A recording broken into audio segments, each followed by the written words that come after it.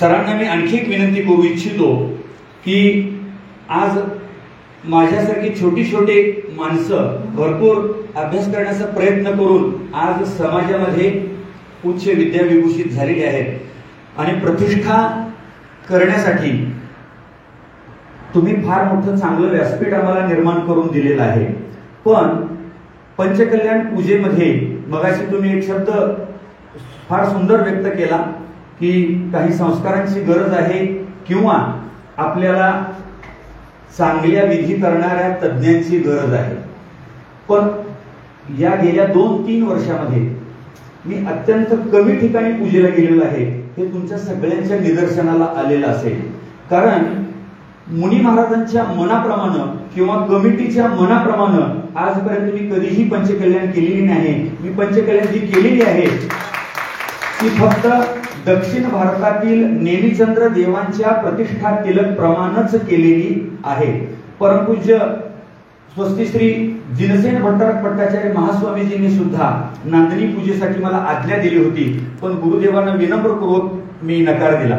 वरूर पंचकल्याण मस्तकाभिषेकसाठी सुद्धा आचार्य गुणधरानंदी महाराजांनी मला आज्ञा दिली होती की यायला पाहिजे. मी सुद्धा विनम्रपणे नकार दिला. आणि सगळ्यात महत्वाचं जी 2 मार्च ते 6 मार्च या काळात अयोध्येला पंचकल्याण पूजा झाली त्यासाठी प्रतिष्ठाचार्य विजय कुमारजींनी मला तिथं सादर आमंत्रण दिलं होतं. तरी सुद्धा मी तिथं सादर त्यांना नकार दिलेला आहे. कारण मी काही गोष्टींचं स्वतः व्यक्तिगत परिपालन करतो. कारण लोकांच्या मनोरंजनासाठी पूजा करण्यापेक्षा आपल्या मनोमंजनासाठी पूजा करणं हे मला जास्त योग्य वाटतं.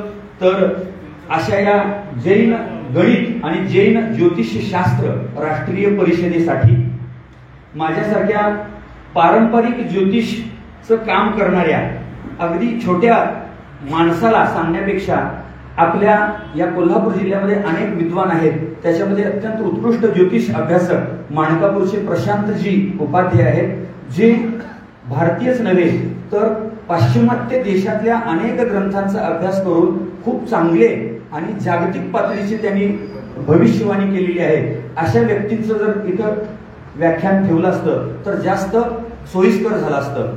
पण त्यांच्याच मार्गदर्शनानं मी काही मुद्दे या ठिकाणी आदरणीय शास्त्री सर महावीर शास्त्री माझे गुरुतुल्य गुरुजीच आहेत, तर त्यांनी काही मला सूचना दिल्या आणि त्या पद्धतीनं जैन भारतीय ज्योतिष आणि केवलज्ञान प्रश्न चूडामणी या 2 ग्रंथांच्या आधारावरती जैन ज्योतिष काय आहे याविषयी मी माझी काही मतं मांडलेली आहेत. ही काही गोष्टी माझी व्यक्तिगत असू शकतात. त्यामुळं ज्योतिषशास्त्राच्या दृष्टीनं काही सांगत असताना माझ्याकडून कृपया एखादी चूक झाली तरी सुद्धा तुम्ही थोडंसं मला समजावून घ्यावं. कारण याच्यामध्ये काही मुद्दे माझे सहपाठी प्लस गुरुजी देवीनाथ शास्त्रीने सुद्धा मला सुचवलेले आहेत. तर ज्योतिष म्हटलं की सगळ्यांचे कान टवकारलेले असतात. कारण ज्योतिषशास्त्र हा प्रत्येकाच्या उत्सुकतेचा विषय असतो. प्रत्येक व्यक्तीला अगदी गरिबांच्या पासून श्रीमंतांच्या पर्यंत प्रत्येक व्यक्तीला आपलं भविष्य जाणून घेण्याची मनातून उत्कंठा असते.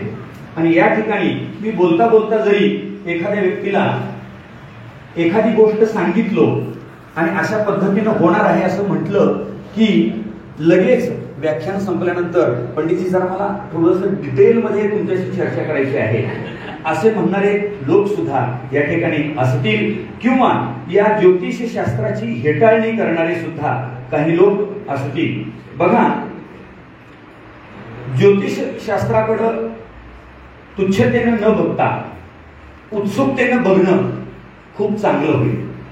जैनशास्त्रामध्ये प्रश्न व्याकरणांग, ठाणांग, समवायांग या 11 अंगापैकी या 3 अंगांमध्ये ज्योतिषशास्त्राची चर्चा येते.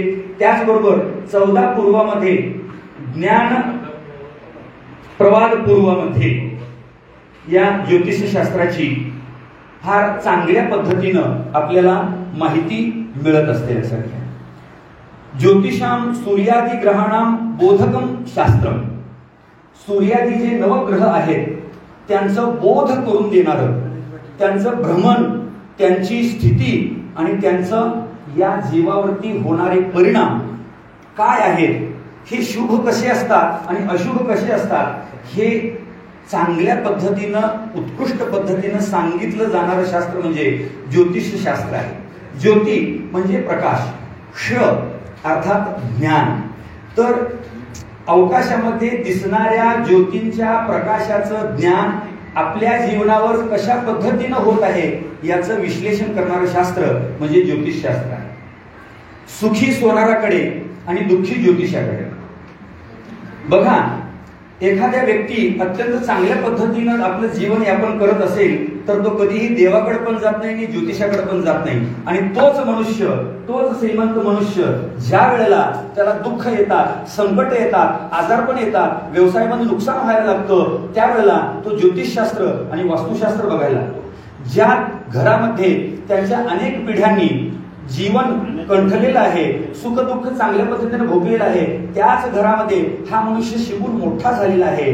आणि ज्या वेळेला याला संकट येऊ लागतात त्याच वेळेला तो आपल्या घराचं वास्तु परीक्षण करायला निघतो. लक्षात घ्या, जैन धर्म हा कर्म सिद्धांतावर आधारित आहे आणि जैन ज्योतिषशास्त्र आपल्या कर्मानुसार फळ देणार आणि आपल्या जन्माच्या वेळेला कुंडलीमध्ये जो ग्रहांचा नकाशा आहे त्या ग्रहांच्या नकाशावरती पूर्वजन्मामध्ये तुम्ही काय केलेलं आहे त्याचं फल वर्णित झालेलं आहे. ते फक्त तुम्हाला दाखवण्याचा प्रयत्न करतं. कुठलाही ग्रह तुमचं चांगलं करत नाही आणि कुठलाही ग्रह तुमचं वाईट करत नाही. जे चांगलं करतं, जे वाईट करतं ते तुमचं पूर्वजन्माचं आणि आजचं कर्म आहे, तेच चांगलं आणि वाईट करत असतं. लक्षात घ्या. आचार्य उमा स्वामींनी तत्वार्थ सूत्रामध्ये आपल्या 12व्या श्लोकामध्ये सांगितलेलं आहे, सूत्रामध्ये सांगितलेलं आहे, ज्योतिष्कः सूर्या चंद्रमसो ग्रह नक्षत्र प्रकीर्णक तारकाश्य. 13वं सूत्र आहे मेरू प्रदक्षिणा नित्य गतयो नृलोके आणि 14वं सूत्र आहे तत्कृतः काल विभागः. तर सूर्य, चंद्र आदी हे जे ग्रह आहेत हे ज्योतिषवासी देवांचे प्रकार आहेत. हे कुठं फिरतात तर मेरू पर्वताच्या भोवती फिरत असतात, प्रदक्षिणा घालत असतात. आणि मग या मेरू पर्वताच्या सभोवती फिरत असताना काळाचे विभाग पडतात. काही ठिकाणी दिवस बघायला मिळतो आणि काही ठिकाणी रात्र बघायला मिळत असते. म्हणून जैन ज्योतिष हे खगोलशास्त्रावरती आणि विज्ञानावरती आधारित आहे. पण ज्योतिषशास्त्र हे विज्ञान नाही, कारण विज्ञानांच्या काही कसोटीला हे अजूनही उतरलेलं नाही आहे. लक्षात घ्या.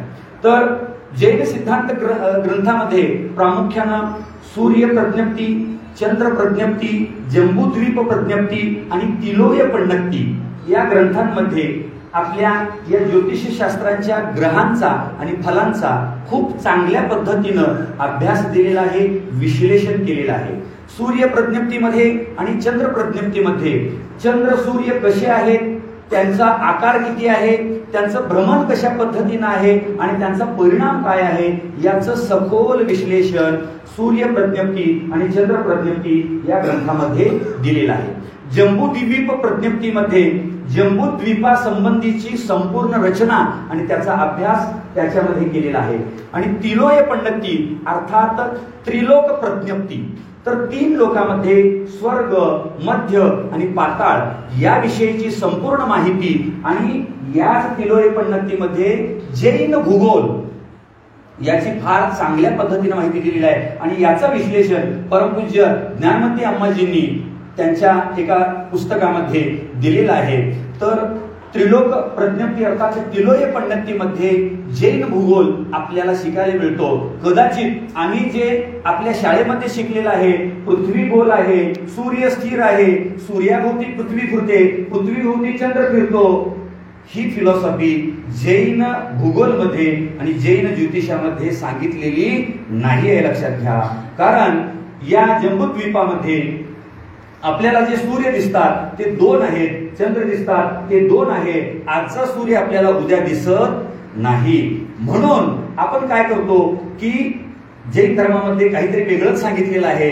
आजपर्यंत आम्ही लहानपणापासून पृथ्वी गोल आहे असं शिकलं होतं, पण पृथ्वी गोल आहे हे सांगण्यापूर्वी एका शास्त्रज्ञांनी सांगितलं होतं की पृथ्वी अंडाकृती आहे. त्याच्या अगोदरच्या एका शास्त्रज्ञांनी सांगितलं की पृथ्वी ठोकळ्यासारखी आहे. पण या विज्ञानामध्ये काही दिवसांनी दिवसेंदिवस बदल होत गेले. न्यूटनने जवळजवळ 104 ते 105 शोध लावले, पण कालांतरानं कालोखानं त्यांचे जवळजवळ 101 प्रयोग त्या कालामध्ये मिरून गेले. लक्षात घ्या, कालाय तस्मिन् नमः, ज्या ज्या पद्धतीनं कालाची गणती होत असते त्या पद्धतीनं ते सगळे शोध किंवा प्रबंध विलीन होत असतात.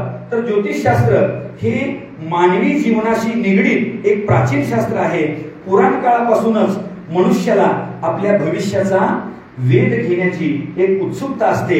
आणि पद्मपुराण, ज्याला आपण जैन रामायण म्हणतो, या जैन रामायणामध्ये आचार्य रविशेनजींनी महाबली हनुमंताची जन्मकुंडली नंतर त्यानं काय पुढे पराक्रम केले ते सगळं त्याच्यामध्ये वर्णन करून ठेवलं होतं. की ते बरोबर आहेत की नाही याचं त्यांनी मॅच मेकिंग केलं, तर अगदी त्या जन्माच्या वेळेला ग्रहांची जी स्थिती होती ती उत्कृष्ट पद्धतीनं योग्य पद्धतीनं जुळलेली आहे. लक्षात घ्या.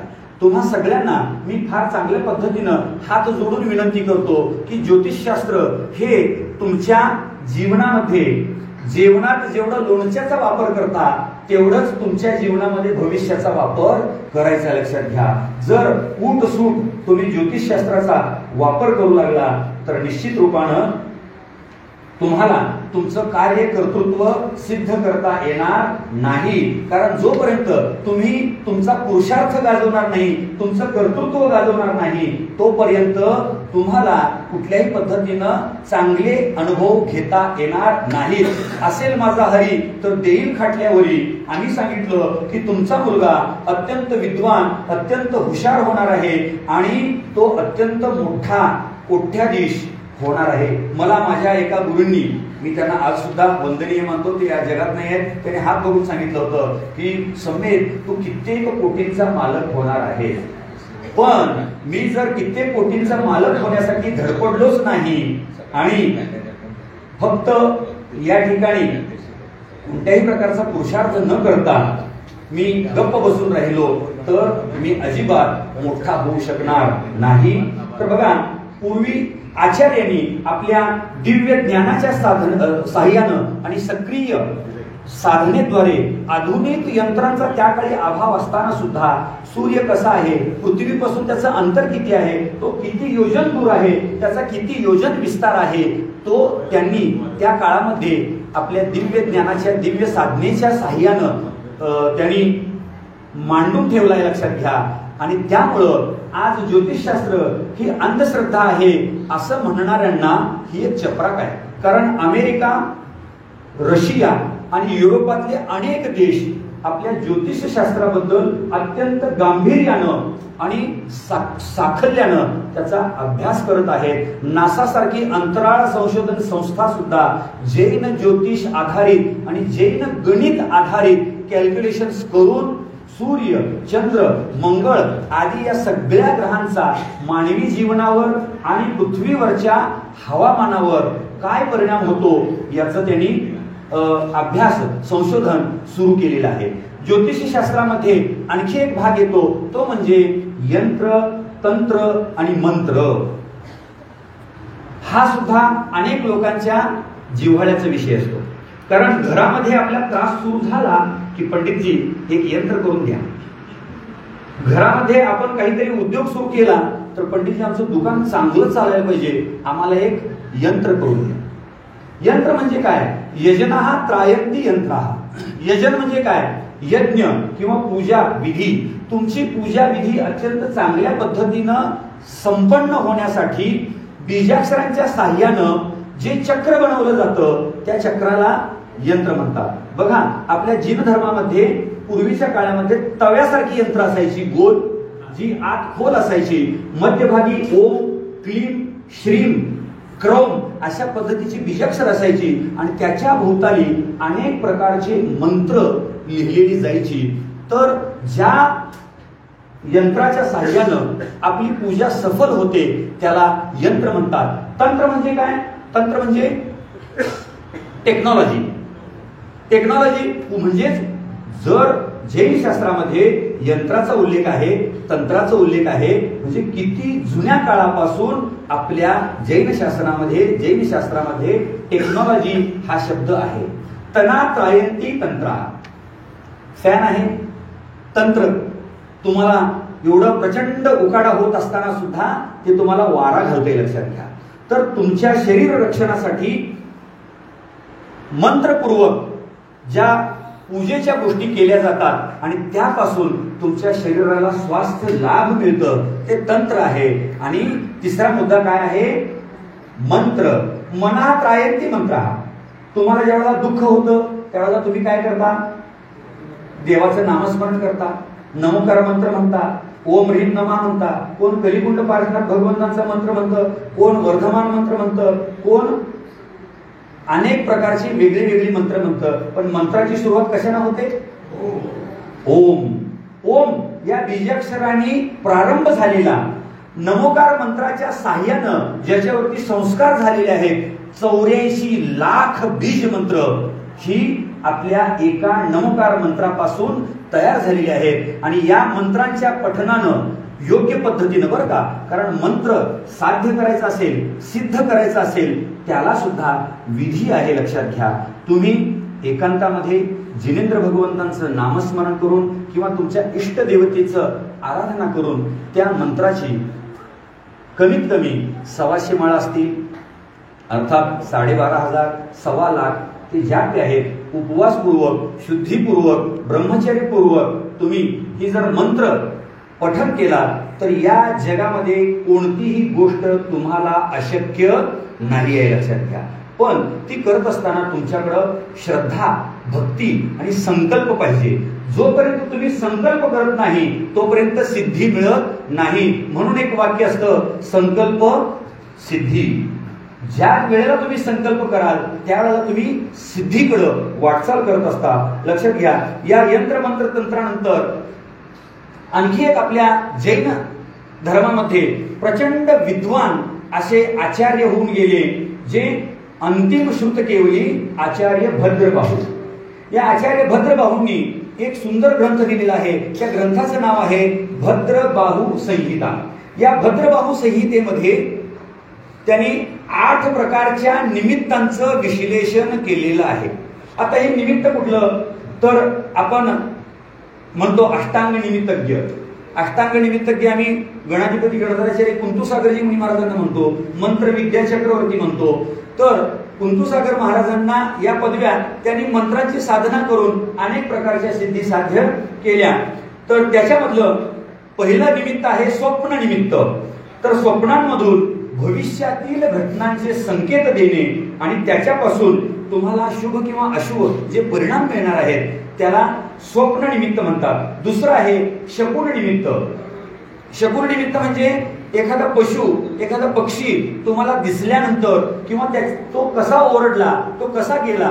बघा, पाडव्या दिवशी घरातनं बाहेर पडल्याबरोबर आम्हाला तो कुंभार कावळा दिसला तर आमचं संपूर्ण वर्ष खूप चांगलं जाणार असं म्हणतो, पैसा भरपूर येणार. मुंगूस गेला तर शुभ होतं, पण तो मुंगूस उजवीकडून डावीकडे गेला की डावीकडून उजवीकडे गेला याच्यावर सुद्धा ते फळ आहे. कुंभार कावळा दिसत असताना तो तुमच्याकडे येत होता की तुमच्यापासून जात होता, तो उडून गेला की तुम्ही येत असताना तो खाली आला याच्यावरून सुद्धा आहे. तुम्ही शिंकला, शिंकत असताना तुमची शिंक कशी होती? शिंकत असताना सगळ्यांचे डोळे मिटलेले असतात, लक्षात घ्या. आणि डोळे मिटल्यानंतर तुमचा शिंकेचा जो दाब होता तो छातीवर होता की पोटात होता की नाकावर होता, त्यानुसार तुम्हाला ते फळ मिळत असतं. याला शकुन फळ म्हणतात. त्याच्यानंतर उत्पात फळ. आम्ही काय करतो की अवकाशातून जात असताना एखादा प्रकाशाचा गोळा खाली पडत असताना आम्ही म्हणतो हे बघ तारा, माझ्या मनातलं 100% होणार. पण तो तारा पडत असताना अलीकडच्या काळात इथून एक जो उपग्रह आहे रोज संध्याकाळी आपल्या कोल्हापूरवरून फिरत असतो आणि संध्याकाळी सर्वसाधारण 7 पासून 9च्या आसपास आपल्याला काय वाटतं की चांदणी फिरायला, पण ती चांदणी नाही आहे, उपग्रह आहे. आणि आम्ही म्हणणार हे बघ तिचा तारा चाललाय, मला ती चांदणी पडताना दिसली. पण ती चांदणी पडताना दिसत असताना ती कशा पद्धतीने येत होती की आडवी जात होती, उजवीकडे जात होती, डावीकडे जात होती. त्यावरून तुम्हाला शुभ अशुभ, मग तो उल्कापात होत असताना आपत्ती येणार आहे का, विपत्ती येणार आहे का, राष्ट्रावरती संकट येणार आहे का, राज्यावरती संकट येणार आहे का, कुणी महान व्यक्ती जाणार आहे का, याच्या पद्धतीनं ते आपल्याला सूचक आहे. त्याच्यानंतर आकाश निमित्त ग्रह आणि ताऱ्यांच्या स्थितीवरून आपल्याला भविष्यातील घटनांचे संकेत मिळतात. दिव्य निमित्त अर्थात तुम्हाला कित्येक लोकांना माहित असेल की आम्ही मंदिरात बसलोय आणि भगवंतांच्या समोर बघत असताना भगवंतांचे मला डोळे उघडल्यासारखे दिसले, किंवा पद्मावती मातेचे जाप्य करत असताना मला देवी हसल्यासारखी वाटली, किंवा क्षेत्रपालाकडे गेलो आणि तिथं मला एक वेगळ्या पद्धतीचा मोठाच्या मोठा प्रकाश दिसला.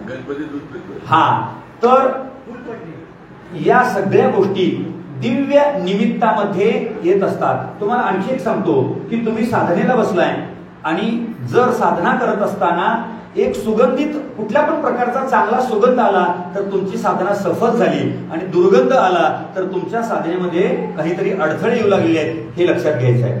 स्वरनिमित्त म्हणजे एखाद्या व्यक्तीचा बोलण्याचा सूर कसा आहे, त्याचा शब्द कसा आहे, त्याचा आवाज कसा आहे, त्याच्यावरून त्याचं काम होणार की नाही हे आपण सांगू शकतो.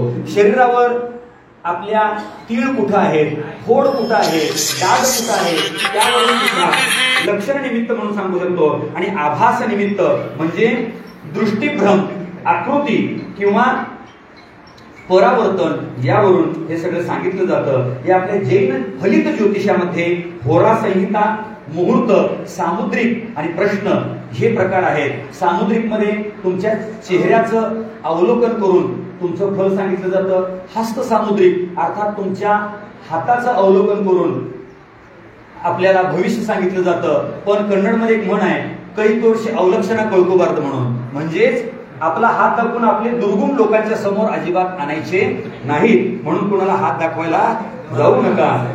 तर पुढचा प्रश्न आहे, जैन ज्योतिषामध्ये प्रश्नशास्त्र नावाचं अत्यंत सखोल एक प्रश्न विज्ञान आहे. याच्यामध्ये अर्हत चूडामणी सारम नावाचा एक ग्रंथ आहे, आणि हा ग्रंथ सुद्धा 74 गाथांचा आचार्य भद्रबाहूंनी लिहिलेला आहे. तुम्हाला कुठं उपलब्ध झाला तर तो अवश्य वाचा.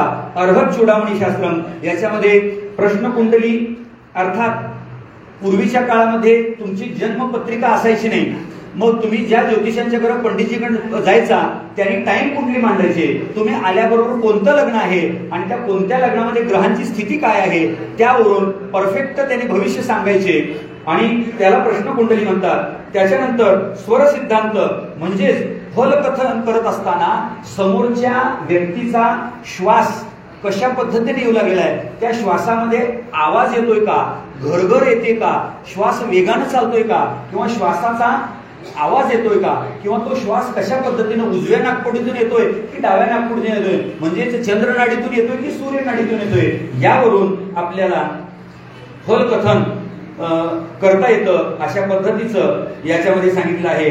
आणि प्रश्नकर्त्याचं प्रश्नाक्षर म्हणजे तो पहिल्यांदा तुम्हाला आपला प्रश्न मांडत असताना, आपली भावना मांडत असताना अक्षर कोणतं बोलतो त्याच्यावरून त्या प्रश्नाचं, त्याच्या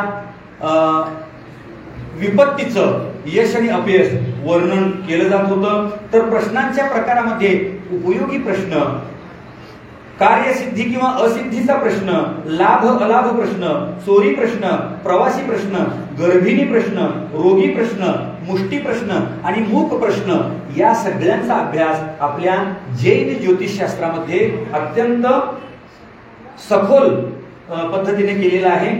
तर जैन ज्योतिषशास्त्रात ज्योतिष विषयक उल्लेख कर्णानुयोगामध्ये आणि द्रव्यानुयोगामध्ये आपल्याला सापडत असतात. जैन धर्माचा ज्योतिषशास्त्राचा जो उद्देश आहे तो म्हणजे आपल्या कर्मांच्या फळांचं आकलन करणे. ना की मला पैसा मिळायला पाहिजे, ना की माझा उद्योग व्यवसाय चांगला चालला पाहिजे. तुम्हाला पैसा मिळणार कधी, तुमचा उद्योग व्यवसाय चालणार कधी? तुमच्या पूर्वजन्माच्या कर्माच्या फळानुसार जर ग्रहस्थिती असेल तर त्या पद्धतीनंच तुम्हाला त्याच्यामधलं यश किंवा अपयश मिळत असते. ज्योतिषशास्त्रामधल्या आपल्या जैन धर्मातल्या आणखी 3 चांगले ग्रंथ आहेत. त्यातला सगळ्यात महत्वाचा ग्रंथ म्हणजे ज्योतिष कर्णिका, कल्पसूत्र आणि दशाश्रुतस्कंध हे ज्योतिषशास्त्रामधले आपल्या जैनाचार्यांनी मानवी कल्याणाकरिता लिहिलेले ग्रंथ. याच्यामध्ये मानवी जीवनावर होणाऱ्या ग्रहांच्या परिणामांचं सखोल विश्लेषण या 3 ग्रंथांमध्ये केलेलं आहे.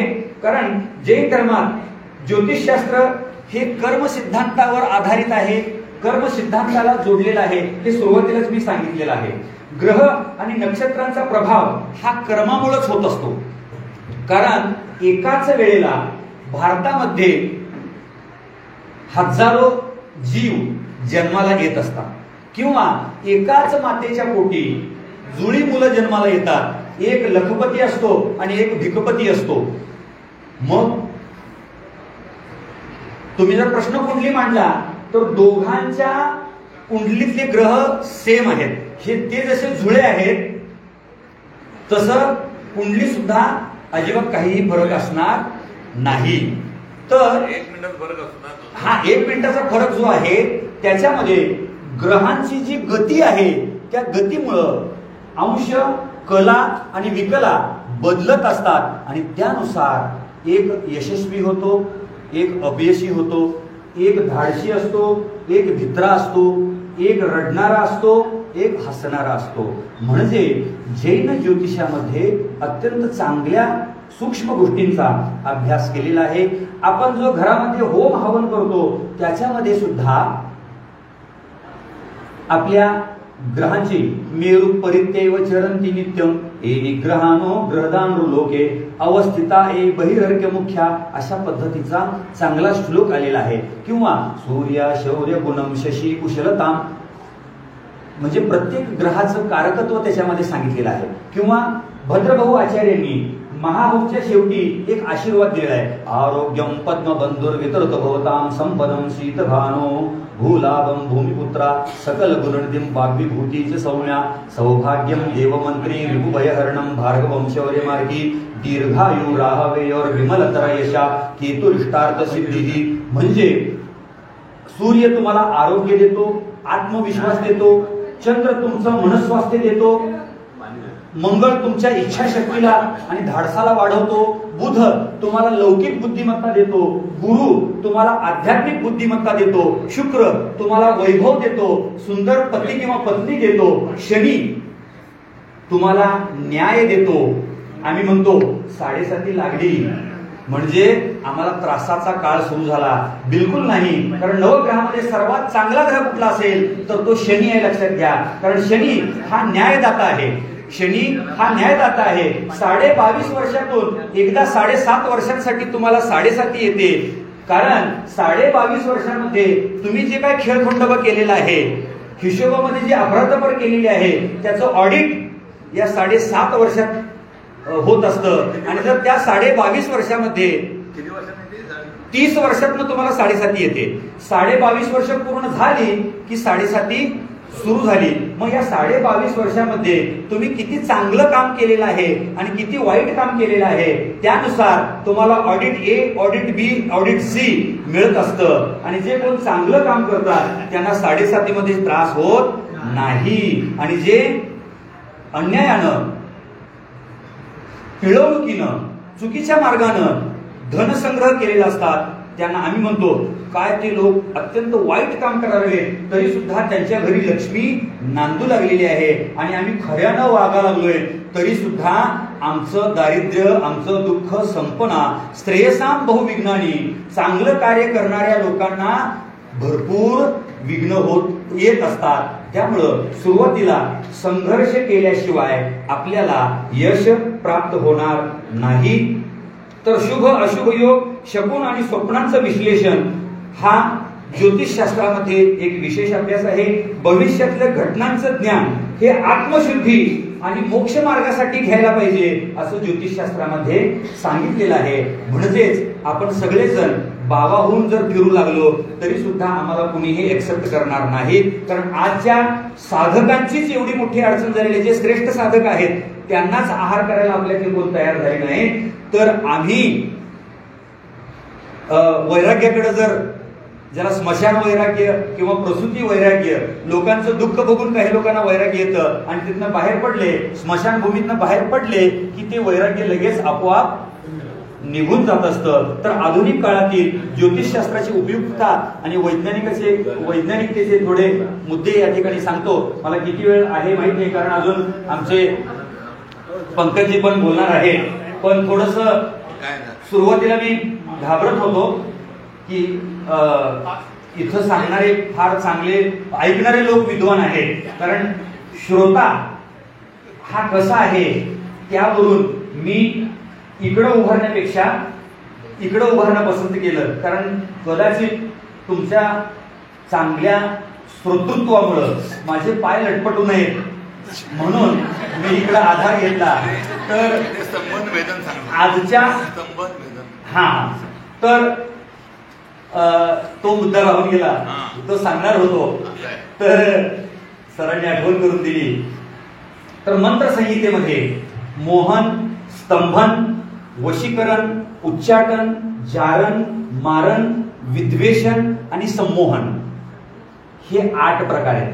कलिकुंड पार्श्वनाथ भगवंतांचं जर तुम्ही स्तोत्र वाचत असाल, श्रीमद देवेंद्र वृंद मुकुटमाले जे आहे, तर ते संस्कृत कलिकुंड स्तोत्र जे आहे ते जर वाचला तर 8 पंक्ती, 8 चरण आहेत त्याच्यामध्ये. आणि प्रत्येक चरणामध्ये जे मोहन, स्तंभन किंवा त्याला आपण म्हणतो की कर्णीबाधा वगैरे हा प्रकार अंधश्रद्धेचा आहे. जैन धर्मामध्ये त्याला मान्यता पण नाही, स्थान पण नाही. तरी सुद्धा काही लोक, पाश्चिमात्य देशामध्ये सुद्धा ब्लॅक मॅजिक नावाचा प्रकार आहे. आणि आपल्या भारतामध्ये तर त्यात कोल्हापूरच्या पश्चिमेकडे जाऊ तर आम्हाला भीती वाटायला सुरू होते, लक्षात घ्या. तर याच्यामध्ये मोहन अर्थात मंत्रसिद्धीच्या साह्यानं एखाद्या व्यक्तीला मोहित करून घेणं. स्तंभन म्हणजे एखादा शत्रू येत असेल तर त्याला तिथं थांबवणं. याच्यामध्ये शत्रुस्तंभन, जलस्तंभन, अग्निस्तंभन, वायुस्तंभन अशा पद्धतीचे मंत्र आहेत. आचार्य कुमुदचंद्र ज्यांनी कल्याण मंदिर स्तोत्राची रचना केली, या कल्याण मंदिर स्तोत्राची रचना केलेले आचार्य कुमुदचंद्रजी हे फार मोठे मंत्रविद्या चक्रवर्ती होते. त्यांनी आपण जे पूजेच्या वेळेला पिवळी मोहरी अभिमंत्रित करतो, पिवळी मोहरी नाही आहे लक्षात घ्या, पांढरी मोहरी, श्वेत सिद्धार्थ सांगितलेलं आहे. परवा आम्ही गन्नोरला गेलो होतो. गन्नोरच्या पंचकर्म पूजेमध्ये आम्ही सहज म्हटलं एका व्यक्तीला की अरे पीली सरसो ने आम्ही सफेद सरसो चाहिए.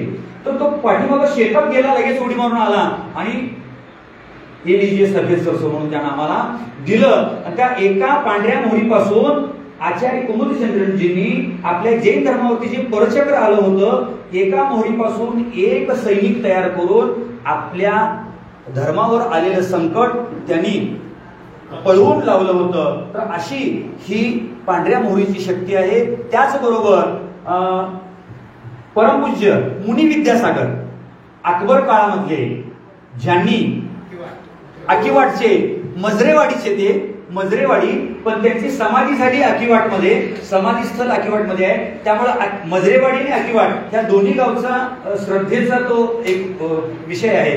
तर त्यांनी रातोरात दिल्लीला गेले. कृष्ण चतुर्दशी दिवशी त्यांनी यंत्र अवकाशामध्ये सोडलं आणि शुद्ध चतुर्दशी करून चंद्राचा प्रकाश त्या ठिकाणी पाडला. त्याचबरोबर ज्या वेळेला निपाणीकर सरकारनं मजरेवाडीवर वेढा घातला होता आणि पाणी आणायचं मुश्किल होतं, त्यावेळेला याच विद्यासागर मुनी महाराजांनी सगळ्या लोकांना, सर मी सांगतो किंवा तुम्ही सांगा, तर याच वेळेला घागरी त्यांनी सगळ्यांच्या बोलवून घेतल्या आणि त्या हिंदी में तो यहाँ पे अकीवाट नाम का एक गांव है और मजरेवाड़ी, जहाँ पे विद्यासागर महाराज जी हो गए. उनकी आयु कम से कम 157 साल की उम्र थी. इतनी आयु सौभाग्य से उनको मिल गई थी। वो बहुत बड़े मंत्र विद्या चक्रवर्ती थे। उन्होंने एक रात में अकीवाट से दिल्ली के अकबर दरबार में गमन किया था और वहां पे अकबर ने उनको भेंट भेज दी और उसमें मांस के टुकड़े थे। और जब उन्होंने महाराज जी ने आपको भेंट दिए है तो कपड़ा हटाने को बोला तो वहां पे वो फूल बन गए थे। कमंडल में मछलियां डाली थी और उनको लोगों को दिखाना था कि जैन साधु अपने कमंडल में मछलियां पालते हैं। तो वहां के लोगों ने उनको कमंडल उल्टा करने के लिए बोला तो कमंडल से पुष्पवृष्टि हो गई। ऐसे अनेक चमत्कार उन्होंने किए हैं। तो वो जो प्रकार है मंत्र विद्या से प्राप्त होता है। तर स्तंभन म्हणजे थांबवणं, सेनेला थांबवणं, संकटांना थांबवणं, और वशीकरण यानी किसी व्यक्ति को अपने वश में करके लेना और अपने मन जैसे सभी चीजें उनसे करवा के लेना। और उसके बाद आता है उच्चाटन, यानी किसी पर कोई दुष्ट विद्या का प्रयोग किया है तो मंत्र शक्ति से उस विद्या को उच्चाटित करना, वो निकालना। और जारण मारण यानी छलना, उनको तकलीफ देना, मारना आदि। विद्वेषण यानी अत्यंत उत्कृष्ट सहयोगी परिपाठी मित्र है उनमें झगडा लगाना। विद्वेषण म्हणजे अत्यंत चांगले मित्र असतात, चांगल्या मैत्रिणी असतात आणि ते मला बघवत नाही तर त्यांच्यामध्ये भांडणं लावायचं, वैरत्व निर्माण करणं। आणि संमोहन म्हणजे हिप्नोटिझम। तर अशा पद्धतीचे काही प्रकार ते आता पूर्ण एकदा व्यवस्थित म्हणजे वेळ पुरणार नाही तर माझ्यानंतरचे वगैरे आणि अध्यक्षीय कसं आहे